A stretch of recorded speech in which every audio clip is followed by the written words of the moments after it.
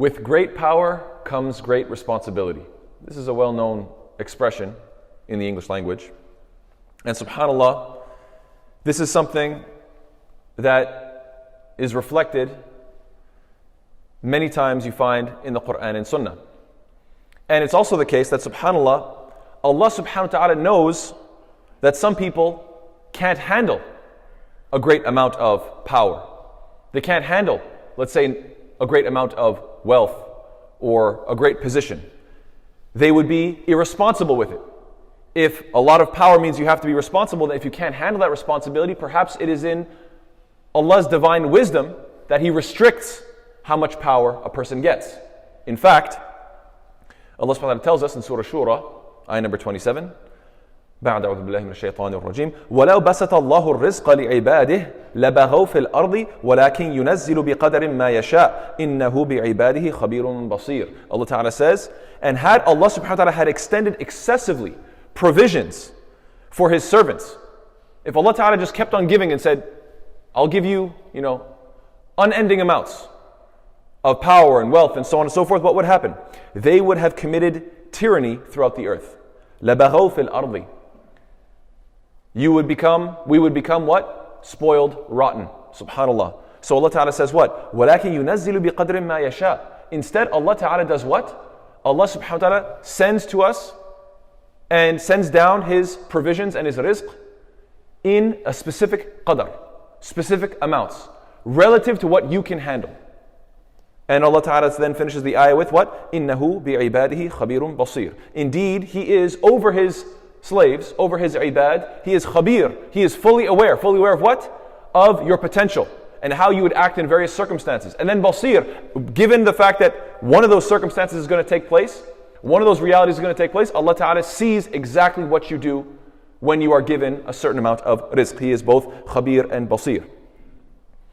We have to ask ourselves, when we complain, which happens often, people are complaining, why am I not, why wasn't I successful in this? Why didn't my business, become such a success and I became rich? Why didn't this happen? Why am I not, as rich as this person and that person, so on and so forth? You have to really ask yourself some deep and important questions. Is it possible that you currently have certain bad habits? And the real question is, what would happen to those bad habits if somebody, as they say, dumped a truckload of money on you? If you just got let's say infinite amount of cash, what would happen to those bad habits? Is it possible that they would expand exponentially? Is it possible that those bad habits would end up consuming you? And is it possible that it is from Allah Ta'ala's divine mercy that even though you're making dua, oh Allah, I want to be so rich, I want so much wealth, Allah Ta'ala is looking at you and saying, what? I know what you can handle and I know what you can't handle. And I know that this huge amount of money would actually destroy you. So subhanAllah, with this regard, in this same line of thinking, there's a very interesting narration from Sa'd ibn Abi Waqqas radiyallahu ta'ala anhu, in which he says, قُلْتُ يَا رَسُولَ اللَّهِ, O Messenger of Allah, أَيُّ النَّاسِ أَشَدُّ بَلَاءً. Which people are tested in the most severe way? Who have the hardest tests? قال, and he says, الْأَنْبِيَاء, the prophets. ثُمَّ الْأَمْثَلِ فَالْأَمْثَلِ. And then those like them, and then those like them. In other words, again, we see the same concept coming up. That with great power comes great responsibility. It's not just when it comes to wealth. It's also when it comes to how much iman and taqwa you have. That because the Anbiya had the highest amount of taqwa, they had to bear the heaviest responsibility. They were tested the hardest. And those who are closest to them, they're also going to be tested just a slightly bit less than them, and so on and so forth. Everybody within their measure. Even the Prophet says what? يُبْتَلَى الْعَبْدُ عَلَى حَسْبِ دِينِهِ. That the person or the slave of Allah is tested according to his religious commitment, according to how much devotion and deen he has. And this, if this isn't clear enough, subhanAllah, perhaps it becomes the most clear with the institution of zakah, the obligation of zakah. Everybody can see that zakah is designed in such a way where the more you have, the more responsible you are to give. And the less you have, the less responsible you are to give. SubhanAllah, Allah Ta'ala, it's not enough to just give the zakah, it's also important to learn the lesson from this. This is true also with regards to knowledge. We know that the more knowledge you have, it's not just about money and it's not just about taqwa, it's also about what you learn and your ilm.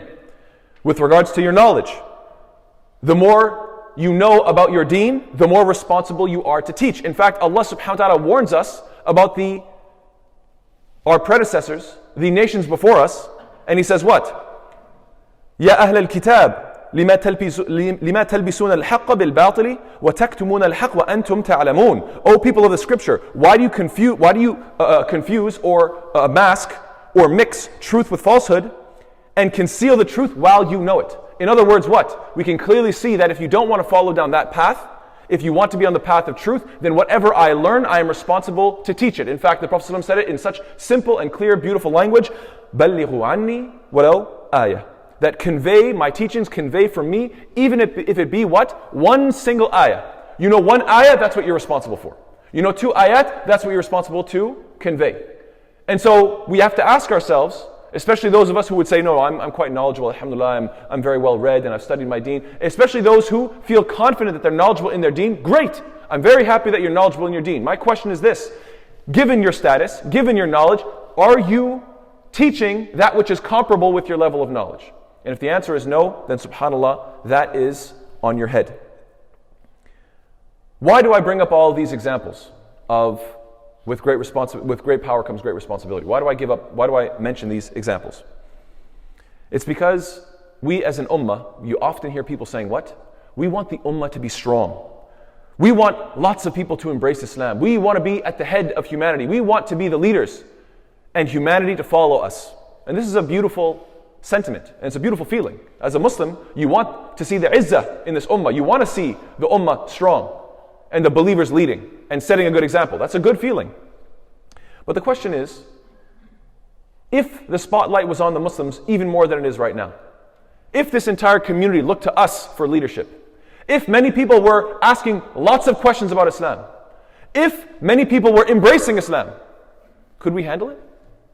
What would we do with them? What will we do with all of these converts? What will we do with all of these questions? Would we put it all on one person's head? Here, yeah, Imam, you deal with it. One guy has to deal with everybody. Is this possible? We have to ask ourselves, if we want to see ourselves expanding, what qualities do we have? Will we be knowledgeable enough to answer their questions? Will we be brave enough to challenge any sort of injustice? Will we be generous enough to support those who are in need? Is the Muslim Ummah ready? Or forget the entire globe, let's ask just about our community. Let's take a microcosm, just take a small example. Us as a community, are we ready to step up and behave like leaders of humanity? Do we have the qualities of du'at? Do you have the quality of a da'i, somebody who calls to Islam, and that sets the example? Allah Ta'ala says that the da'i is the one who does what? He uses evidence when he speaks. He doesn't just speak from his desires. He doesn't speak from his own head. He rather quotes evidence, as Allah Ta'ala says, قُلْ هَذِهِ سَبِيلِي أَدْعُو إِلَى اللَّهِ عَلَى بَصِيرَةٍ أَنَا وَمَنِ اتَّبَعَنِي. That say, this is my way, I invite to Allah with insight, and those who follow me. Everybody who follows me, everybody who follows the Prophet ﷺ, they have to invite to Allah عَلَى بَصِيرَةٍ, upon clear evidence. The da'i is the one who understands that you cannot speak about Allah subhanahu wa ta'ala that which you don't know. Many people, they stay away from da'wah. Why? Because they think, oh, I don't know things. That's okay if you don't know everything. Nobody knows. Nobody can say that they have every answer. But do you know that you don't know? That's what's important. You have to be able to say, I don't know. You have to recognize where you have an absence in knowledge. Otherwise, that's called jahl murakkab, compound ignorance. When a person doesn't know something and they don't know that they don't know. So they think they know it and they don't actually have the answer. This is very, very dangerous. And we know that there are many ayat. Allah Ta'ala says, وَمَنْ أَظْلَمُ مِمَّنْ افترى عَلَى اللَّهِ كَذِبًا. Many times in the Quran, Allah says, who can do more injustice than the one that invents a lie about Allah? We need to be very careful with these issues. That the believer is somebody who doesn't compromise. Just because somebody might be uncomfortable with a certain truth, that doesn't mean you change the deen. Allah Ta'ala mentions what? وَدُّوا لَوْ تُدْهِنُوا فَيُدْهِنُونَ. They wish that you would compromise, so they would compromise too. In other words, look, I'll change a few rules, you change a few rules, no problem. That's not the way the believer works. It's not my deen. If it was my personal thing, yeah, maybe I could change things. It's not mine, it doesn't belong to me. So therefore I can't change the rulings. And the believer is somebody who, when he reminds people and gives beautiful lessons, they mention the Quran as Allah says, فَذَكِّرْ بِالْقُرْآنِ مَنْ يَخَافُ وَعِيدٍ. Remind with the Quran whoever fears my threat. I bring all of this up because we as a community, we are growing. And I'm going to speak about specifically how in the next khutbah, inshallah. Wa sallallahu ala sayyidina Muhammad wa ala alihi wa sahbihi wa sallam tasliman kathira. Bismillah walhamdulillah wa salatu wa salam ala rasulillah wa ala alihi wa sahbihi wa wala amma ba'd. Though the month of Ramadan is very quickly approaching, and I'm quite sure that everybody here knows that we expect to pray Salat al-Taraweeh, we expect to experience our Ramadan, not in this masjid, but inshallah in the new one. Now whether it's on time, whether it's a little bit early or late, that's not the issue. The issue is that alhamdulillah, we are taking on this entire new community, this new project. We're going to have a new image, a new face to Islam in this part of the world, in this city. That's a huge responsibility.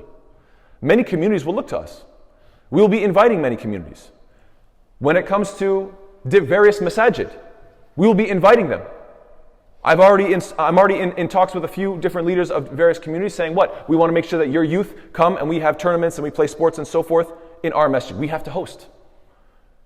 That's for the Muslim community. What about the non-Muslim community? We want to invite various churches, church groups. Are you interested in learning about Islam? Would you like a tour of the masjid? We need to be there. This is our new masjid. We are clearly expanding. We are clearly ready to upgrade and to take on new responsibilities.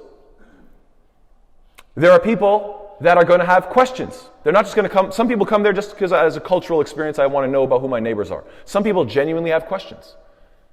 Some people genuinely come and say, I want to learn more. I have lots of questions. I have a list of questions. I'm so curious. I'm kind of torn. I'm pulled back and forth. Other people, they say, SubhanAllah, I embrace Islam. Ashhadu an la ilaha illallah, ashhadu Muhammadan Rasulullah. Now what? We all know what typically happens. Everybody takbir, Allahu Akbar. We're so happy. We give a lot of hugs. And then what happens? Is there any follow-up? SubhanAllah, with great power comes great responsibility. And this is a huge symbol that this ummah, the Muslims of this community, we are growing. And we're going to be looked at. People are going to have questions. People are going to have, people are going to want us to answer and to host and to spend time with them and to befriend them and to become their new group of the new community, their new group of friends that they can spend time with. This is extremely important. When somebody embraces Islam, oftentimes what happens? They have to cut themselves off from their old relationships because perhaps amongst them there were people that were not such good influences. What is there just a void? Do they have to feel alone? Do they have to feel abandoned because they embrace their Islam? Or do we as a Muslim community need to say to ourselves, SubhanAllah, I need to be more involved. People have questions. People need friendships. Am I somebody who is going to say, let me get your number and let me ensure that I spend some time with you? One big party is not sufficient. I was speaking to some brothers recently, and I was saying that yes, somebody embraced Islam and we could all get together and have one big party, but let's be very honest. When you have these one big party, what happens? You get to meet a lot of people, you hear a bunch of new names, you don't remember any of the names. You don't get to know anybody really. Everybody's just joking around, talking. It's very thrilling for a moment, and then after that, nothing happens. You know what's actually important? That all these people get this person's phone number and say, you know what, let me invite you this weekend. We'll have a coffee, we'll sit down, maybe come to my house, we'll hang out, we'll get to know each other on an intimate one-on-one, or maybe a very small group. We'll really get to know each other. That's weekend number one. Weekend number two, the next guy says, let me book you for the weekend number two. The next guy says, let me book you for weekend number three. When are you free? This week, and so on and so forth. And so, inshallah ta'ala, week by week, this person's getting to know on an intimate level. One person, 2, 3, 4. Guess what? By the time Ramadan comes around, new month, new fasting, new masjid, new community. It's not just, these are my brothers and sisters in Islam. No, I actually know their names. I actually spent time with them one-on-one. I actually got to know them. But you know what this requires? This requires people to actually step up and say, this is my number. If somebody embraces Islam, I'm willing to spend time with them. Do you know why this is so important? Because there are different demographics. If there's somebody very young, they want to spend time with young people. If there's somebody young and a woman, do we have a group of sisters, young sisters, who can spend time with them? Not just one of them, not just two of them, but one after the other. Actually get to know them. What about older women? Recently I've been trying to find, are there older sisters in this community that can spend time? Apparently there are older women that are taking Shahada. And my first question was, who are they going to spend time with? I didn't know. I started messaging different people. I'm not sure. So you have these different demographics. Sometimes older, sometimes younger, sometimes male, sometimes female, sometimes immigrants, sometimes people that are American, born and raised here. Do we have various demographics? Do we have a number of them so that one after the other people can step up and actually embrace this community? We can't just look at that masjid and say, wow, it's so beautiful, I'm so proud of myself. It's proud, yes, we feel happy. Yes, we feel honored that this masjid is big. That's a huge responsibility. The whole community is looking at this and saying, okay, you've upgraded, you've stepped up. Now what? So, yes, I pray that this new masjid is a sign that we are indeed ready to take on new responsibility. I pray that Allah subhanahu wa ta'ala puts it in our hearts that not only do we see this new masjid in this new month coming up, and inshallah these COVID vaccines coming up so that we can actually interact properly. I hope that all of this comes together, inshallah ta'ala, in such a way where we feel, what is my place in this? How can I get involved? I can't just sit on the sideline and expect everything to work. No, I need to be an active member of this community so we can continuously grow bi-idhnillahi ta'ala. When you put up a sign like that, that is a sign of responsibility. May Allah ta'ala make us what? Of those who take on this role of leadership. اللهم اهدنا فيمن هديت وعافنا فيمن عافيت وتولنا فيمن توليت وبارك لنا فيما أعطيت وقنا شر ما قضيت فإنك تقضي ولا يقضى عليك إنه لا يذل من واليت ولا يعز من عاديت تباركت ربنا وتعاليت ربنا آتنا في الدنيا حسنة وفي الآخرة حسنة وقنا عذاب النار وصلى الله على سيدنا محمد وعلى آله وصحبه وسلم تسليما كثيرا وأقم الصلاة.